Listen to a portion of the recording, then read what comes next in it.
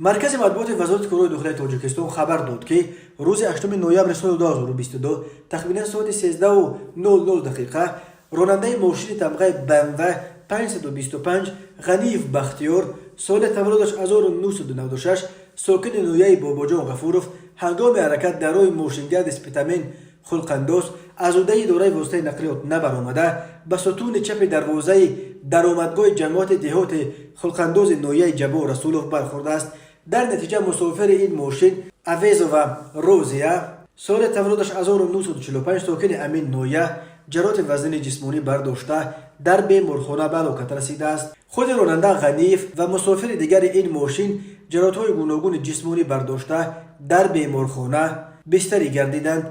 اوید به این حالت تحقیقات ادامه دارد.